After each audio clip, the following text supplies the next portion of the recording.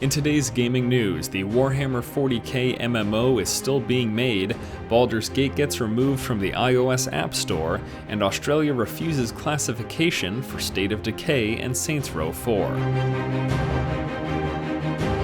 Hello ladies and gentlemen, welcome back to the show. It is Wednesday, June the 26th, and my name is Force, here with your day's gaming news. First up today, the Warhammer MMO, originally titled Dark Millennium Online, had an uncertain future after the fall of THQ, but it looks like the game still has hope with a brand new developer and a new name. Naughty Bear creator Behavior Interactive has acquired the rights to the Warhammer MMO, which is now named Warhammer 40k Eternal Crusade.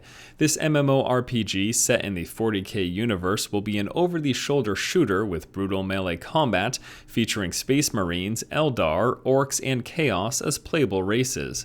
The game is planned for release on the Xbox One, PS4, and PC in 2015. Fantastic! The 40k MMO is still being made. Who's it being made by again? The Naughty Bear developer? What? I didn't play that game. How were the reviews? Oh god. Oh god.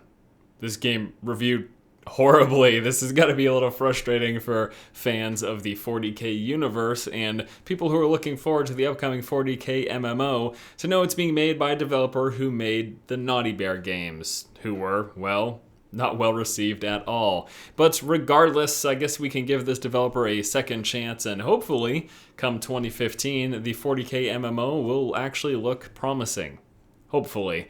Next up in news, it looks like the iOS versions of Baldur's Gate Enhanced Edition have been pulled from the store thanks to Atari. Following a request from Atari, the game's publisher, Beamdog has removed the sale of Baldur's Gate Enhanced Edition from their site in the iOS App Store. The game is still available for purchase on the official Atari site, Steam, and Amazon, although this move from Atari doesn't bode well for the future of Baldur's Gate. It was also recently announced that an enhanced sequel and DLC for the game has been put on hold. You know, Atari, that company that made games about 20 years ago and hasn't been relevant since. It's sort of frustrating for people who wanted to try the enhanced edition of Baldur's Gate on the iOS platform, although I guess if you've already purchased and downloaded it, you should be all set, but due to these legal troubles, which I'm assuming boil down to Atari not getting a cut of the iOS sales, I mean, I don't know why else they would pull the sale from the game from that storefront, unless they're just not getting money and that's what they're looking for. One would just assume that that is rationally the case. It's also unfortunate to hear that future plans for Baldur's Gate games and enhanced editions have been put on hold, and I hope that this isn't also the result of shenanigans with Atari.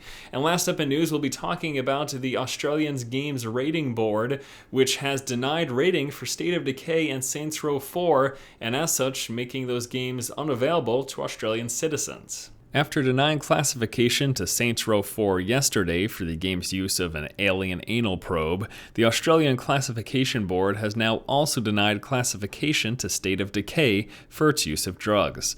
That's 2 games in 1 week barred from sale or import in Australia.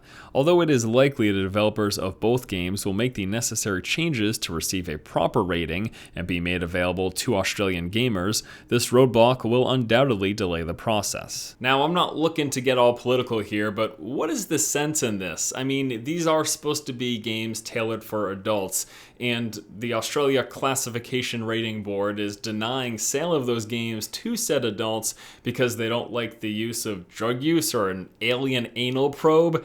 I mean, I would have been more offended by a realistic anal probe, but an alien anal probe?